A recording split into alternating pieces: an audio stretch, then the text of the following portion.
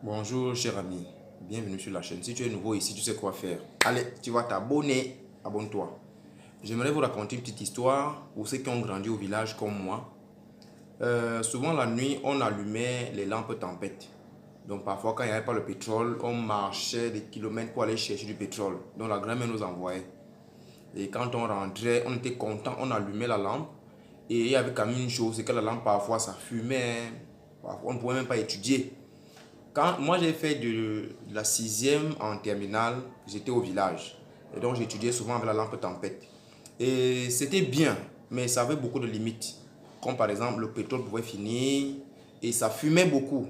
Parfois on avait mal aux yeux pour bien lire le cahier.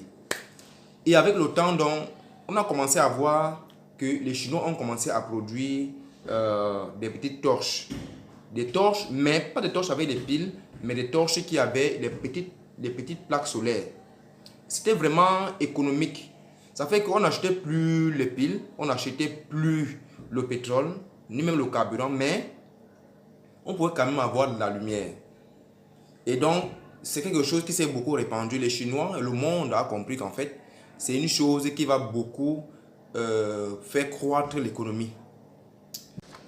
Parce que croyez-moi, au village, pour aller regarder un match de football, c'était uniquement pour ceux qui ont les groupes électrogènes. Donc il fallait marcher pour chercher là où quelqu'un a un groupe électrogène et aller voir la télévision chez lui pour suivre un match de football. C'était vraiment pénible, c'était très compliqué. Parfois on rentrait la nuit, le noir, tout ça. Il y avait des agressions parfois, c'était pas facile. Ce qui fait donc que le monde a compris qu'en fait, on pouvait se passer des piles, on pouvait se passer du carburant, on pouvait se passer même du pétrole. Les gens ont compris que en fait, le soleil est une richesse. Donc ils ont commencé à faire des panneaux, ils ont commencé à faire des panneaux solaires. Et au village, il y avait un papa là-bas. Chez lui, il n'avait même pas un groupe électrogène. Il avait plutôt un panneau solaire sur sa toiture. Donc le gars avait le congélateur au village. Il avait la télévision, il avait tout ça. 24 sur 24. J'ai compris qu'en fait, le monde est en constante évolution. Et on admirait beaucoup l'intelligence que ces gens avaient même pour pouvoir fabriquer ce genre de choses. Est-ce que tu sais que toi-même, tu peux commencer à fabriquer les panneaux solaires? On va t'apprendre ça. Viens à l'Institut Shekina, on va t'apprendre comment fabriquer les panneaux solaires. Commencez à mettre ça chez toi et même à vendre. Regarde, pour te faire comprendre que c'est tellement très pertinent, il y a les pays dans le monde. Il y a 10 pays dans le monde qui utilisent beaucoup plus les panneaux solaires. Il s'agit ici là de l'Allemagne, de l'Italie, de l'Espagne, de la Hollande, de la France, la Pologne, du Royaume-Uni, de la Belgique, de l'Ukraine. Voilà les top pays, les top des 10 pays dans le monde où on utilise beaucoup les panneaux publicitaires. Et regarde donc, les producteurs de ces panneaux-là, ce sont des richards.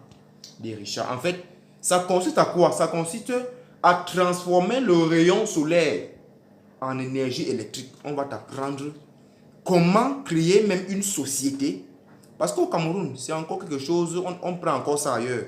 Ce n'est pas encore répandu. Au Cameroun, on souffre encore les problèmes d'énergie et tout ça. On souffre, nous tous on connaît. Même dans certains pays africains, on souffre encore. On va t'apprendre à l'Institut Shekina comment fabriquer un panneau solaire. Regardez par exemple, il y a les montres qui utilisent maintenant cette technologie, les téléphones qui ont déjà cette technologie, les sacs à dos qui ont cette technologie, les ardoises qui ont cette technologie, les téléviseurs qui ont cette technologie et beaucoup d'autres choses encore, même les véhicules qui ont déjà cette technologie. On va t'apprendre donc comment faire pour fabriquer un panneau solaire, pour canaliser la lumière du soleil ici en énergie électrique.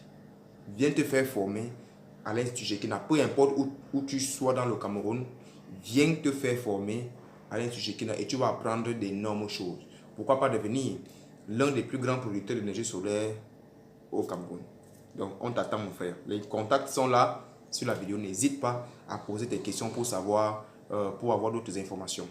Merci.